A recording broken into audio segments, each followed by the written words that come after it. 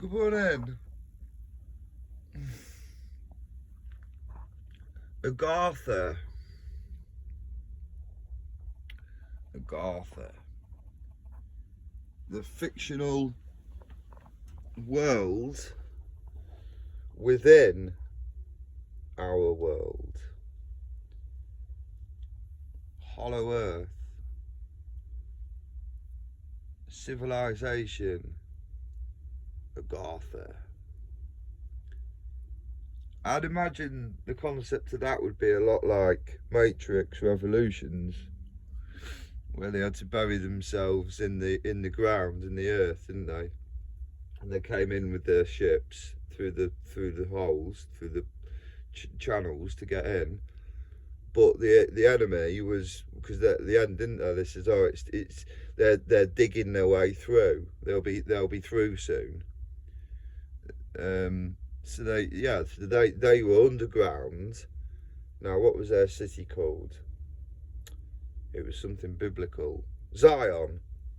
Well, Zion, I believe, is a place of retreat, of safety, of retreat. Zion, that's what they called their city in the Matrix. But in this world, the conspiracy, for want of a better word, is called Agartha, a city within the earth. Now, I straight away know some Bible references to this, but not direct ones that I personally have picked up on that are a bit mysterious. So the first one is, it says about people being in the earth, as it is in earth, not on earth, in earth. There's a direct reference to in earth in the Bible, which I always found interesting. In earth. Why would it say in earth? And then you've got the other mysterious thing with the Nephilim. How when the fallen angels, the sons of the fallen angels, the offspring, of the fallen angels, the Nephilim, these giants, hybrid create beings, half fallen angels, half human, because the fallen angels looked down, desired the beautiful women of the world, and came down, rebelled against God, and took the women. They So and the offspring, the outcome was the Nephilim. Now, it's ever so interesting. Another thing I picked up on, it says, other people might have picked up on this one, it says the Nephilim, after the flood, the Nephilim were still about. Now, isn't that interesting? The flood came because everyone and everything in the world was absolutely wicked, evil, abusive, and an abomination. Apart from Noah and his family, who survived, of course, Noah's Ark, the Great Flood. So the Great Flood should have killed the Nephilim, because it came over the mountaintops. Okay, so there's no way that the Nephilim, because they still need to breathe air. Okay, it doesn't matter how giant they are, how magnificent they are, how grandeur they are, how heavy they can lift, how they can dominate everyone else, because that's what was happening. All the humans, everyone was just getting dominated by these Nephilim running around wild. So it says that the Nephilim were around before the flood and after it. So that's something that's always puzzled me. Now, how could this flood that would have drowned everyone and everything? How did the Nephilim? How were they still around when the whole purpose of the flood was to press the big reset button and start again? Obviously, with Noah and his family being the restart. So that's interesting, isn't it? The Nephilim was still around after the flood. So why did the flood happen? Wow.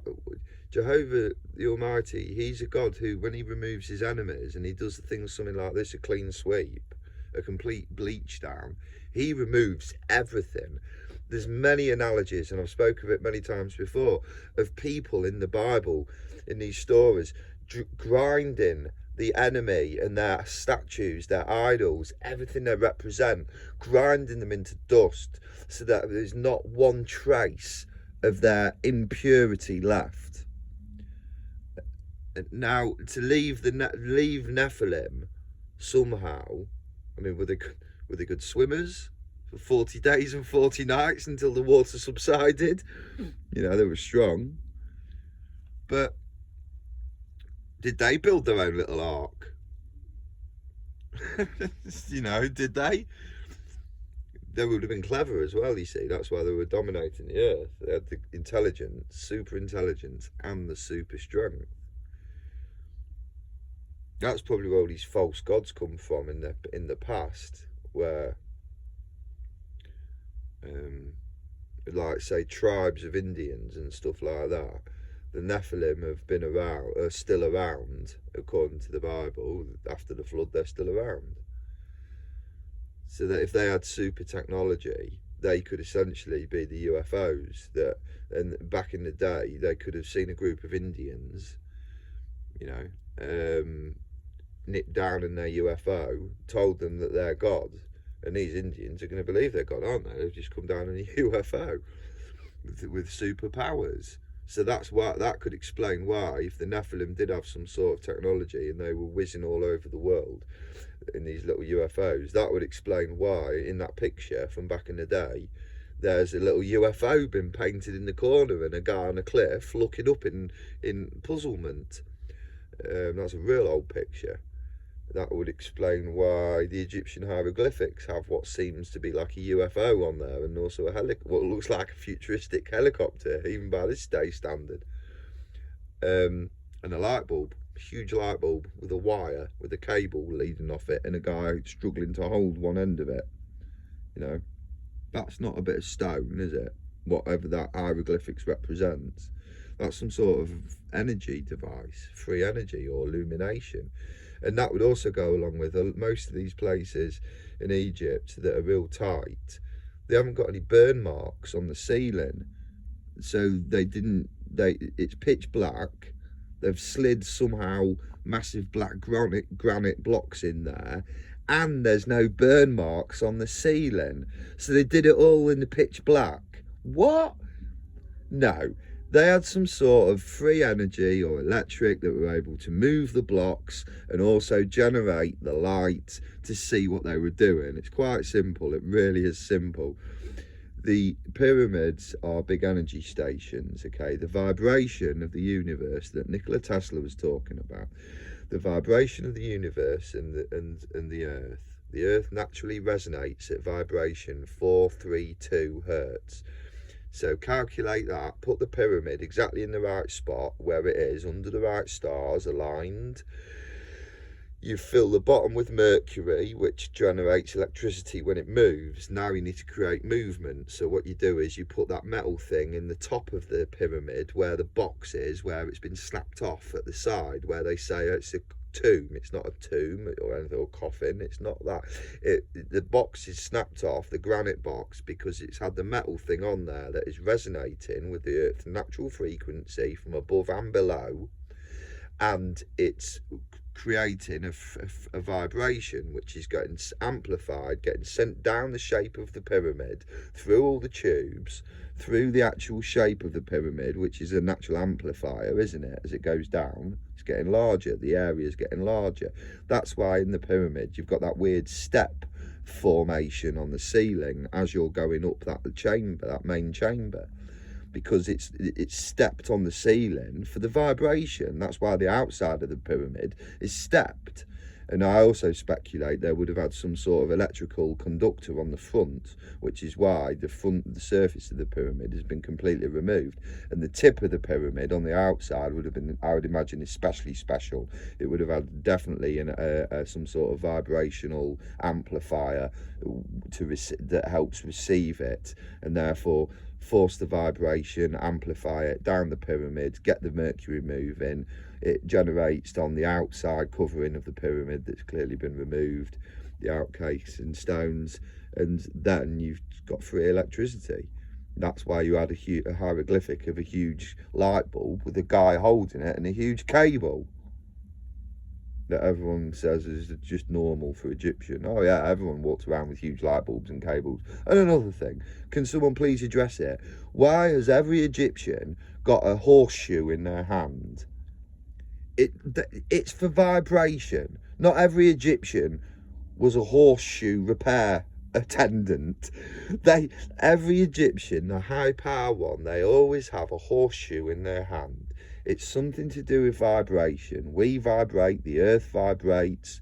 When our heart beats, we're generators. We generate heat, we generate electromagnetic energy. We are walking generators. We're a walking generator. The pyramid that they put in the right place generates free electricity. That's how the blocks were moved. I don't know how, but they utilised that. You know, the Egyptians were around for 3,000 years. We've had our modern technology for 30. The Egyptians were around for 3,000 years. Do you really think they sat around for 3,000 years scratching their heads using brass chisels? No, they didn't. Did they get that far in society and become the legends that they were by using brass chisels? No, they didn't. Okay, they used free energy, electricity, and frequency and vibration, which Nikola Tesla realised and tried to tell the world and was shut down.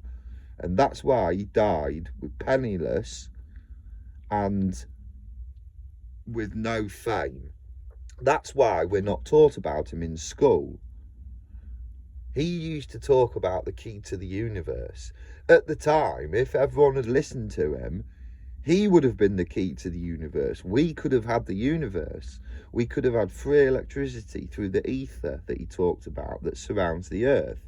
If there is an ether vibrating, that would explain how the pyramid works. The ether is the natural force that we can utilise. That's why he built that big tower that looked like a big skeleton tower. It's all for vibration. It's even in Red Dead Redemption, right at the back of the woods at the top where you go hunting for all the big mad animals. There's a big Tesla tower there. I can't remember what I was on about now. Anyway, that's it. See you later.